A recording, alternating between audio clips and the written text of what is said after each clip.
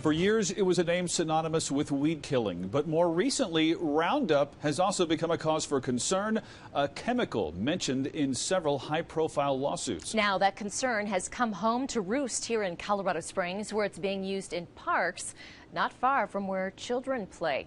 Good evening, I'm Heather Skold. And I'm Bart Bedsole. New concerns tonight over the city of Colorado Springs using Roundup, a weed-killing chemical that some studies have found to cause cancer in people exposed to it. Some residents want the city to stop using it or switch to other products, as many other governments have done.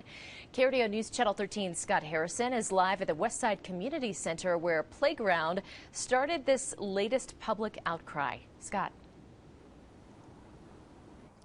Yeah, this was a controversy that flared up last week when that Roundup or a similar chemical was sprayed around this playground. Some residents feel like it was sprayed too close to the playground, and that led to concerns about health and safety and a meeting today with Parks and Rec staff.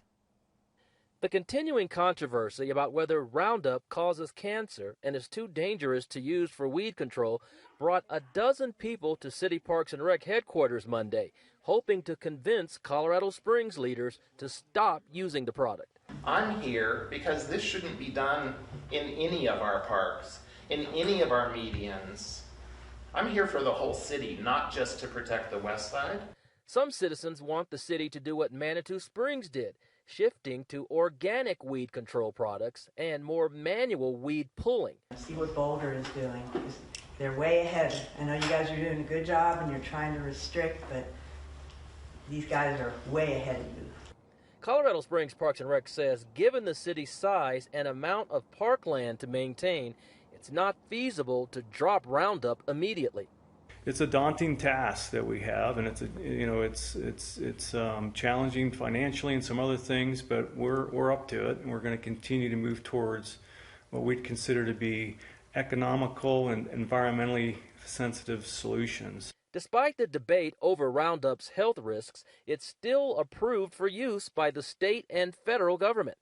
A city councilman attending Monday's meeting says he'll try to get more resources to help Parks and Rec stop using the chemical sooner. As we're starting this budget process, we'll finish it the first week in December, but we are starting it tomorrow. And I'm going to be looking very hard at Parks and Rec and what we want to do in the areas we've talked about today.